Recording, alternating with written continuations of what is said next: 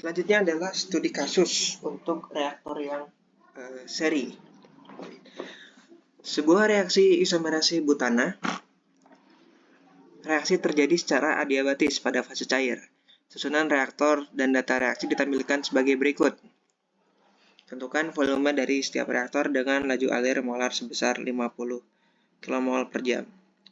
Laju alir molar ini maksudnya di sini adalah FA0 ya. Maka di sini kita bisa bilang ini spesi A, ini spesi B.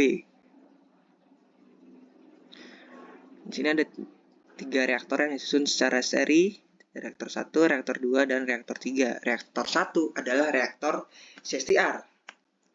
Maka untuk menentukan volume reaktor 1, tahap yang pertama kita harus mengubah data laju ini. Kita sudah memiliki data laju.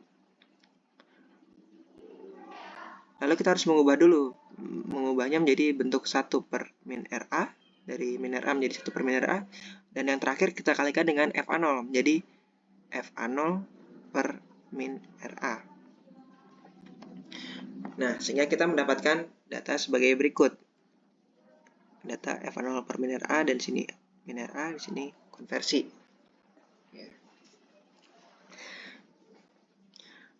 Nah, untuk menentukan volume reaktor CSTR, kita hanya perlu mengalihkan FA0 per min RA 1 tentunya, dikalikan dengan X1, atau konversi di reaktor 1.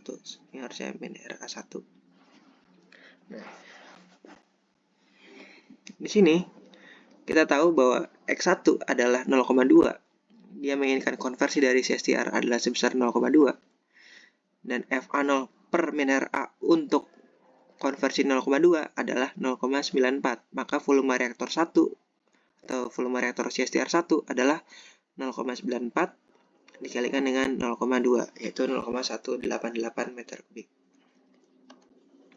Selanjutnya untuk volume reaktor yang kedua, yaitu reaktor PFR. Di sini kita perlu menentukan luas di bawah kurva.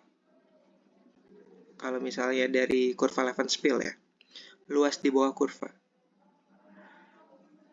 yaitu dengan metode numerik. Di sini saya menggunakan metode Simpson 1/3, ini bukan 3 maksudnya.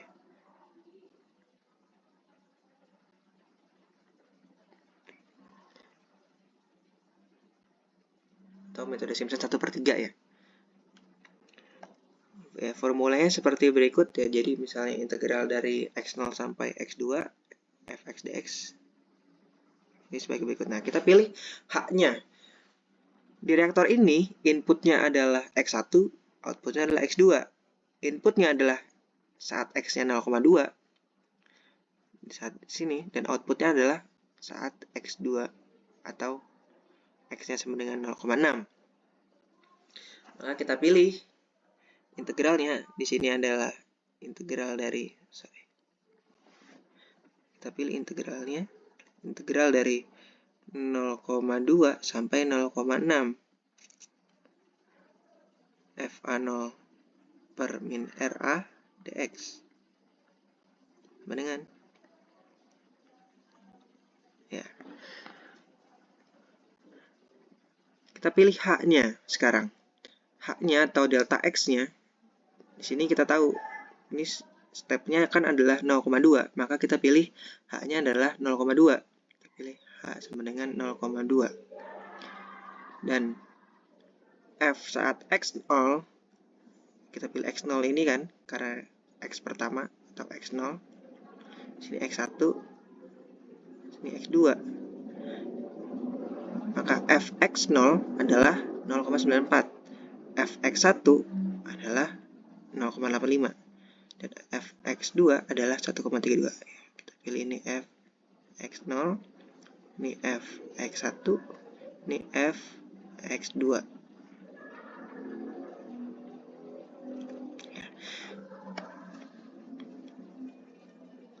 Ya, menjadi berikut. Kalau kita substitusi, maka angkanya menjadi berikut. Dan kita menemukan volume reaktor 2 adalah 0,38 meter kubik. Lalu reaktor yang ketiga, kita sudah tahu ya, untuk reaktor CSTR yang disusun secara seri, X-nya di sini bukanlah hanya sebatas X dari output, melainkan selisih antara X output dan X di input.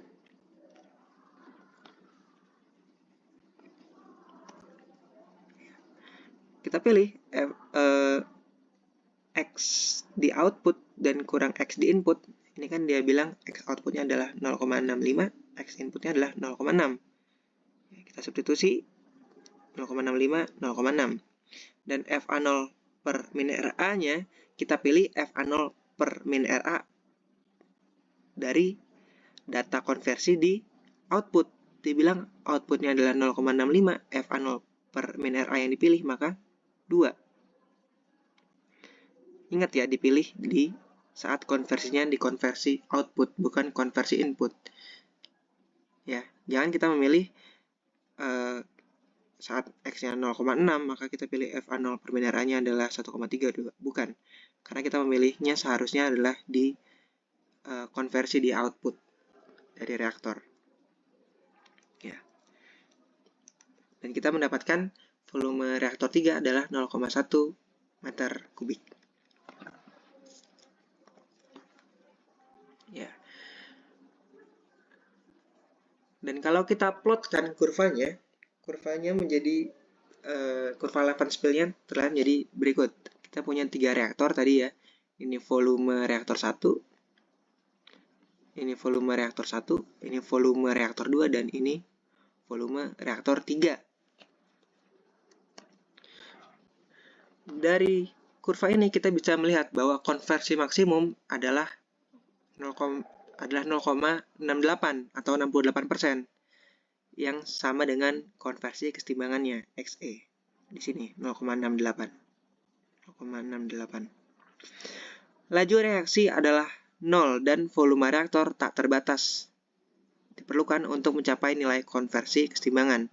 Ya, kita bisa melihat kalau misalnya ini sangat tinggi, maka volumenya itu proporsional dengan 1 men per min RA. Atau saat menuju asimtot di sini, min RA-nya adalah 0, sehingga nilai FA0 per min RA-nya adalah tak hingga, yang menyebabkan volume reaktornya tak hingga. Jadi tidak mungkin jika kita ingin membuat reaktor dengan konversi sama dengan konversi kesetimbangan, gitu maksudnya.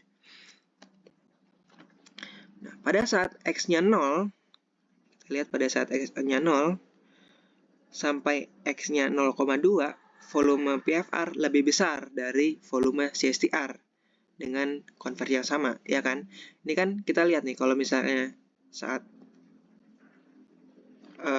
konversinya dari 0 jadi 0,2 dengan reaktor CSTR, maka areanya kan menjadi kayak gini kan.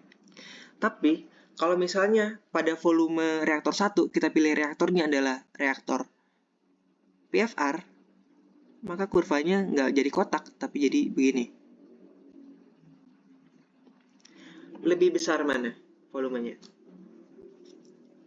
Tentu saja lebih besar volume PFR di sini pada konfigurasi reaktor 1. Nah, tapi pada X-nya 0,6 sampai 0,65, ya, dari sini sampai sini, volume PFR itu lebih kecil daripada volume CSTR. Ya, karena kan di sini kalau CSTR bentuknya box, ya kan? Melainkan kalau PFR adalah luas di bawah kurva, hanya segini. Hanya segini, ya. Karena jika kita diminta desain reaktor, maka kita mainkan desain reaktor yang paling efisien, yaitu yang paling sedikit volumenya, yang paling kecil volumenya. Jadi pada kurvanya menurun, seharusnya yang kita pilih adalah reaktor CSTR. Dan pada saat kurvanya meningkat, kita pilih reaktor PFR untuk mendapatkan volume reaktor yang lebih kecil.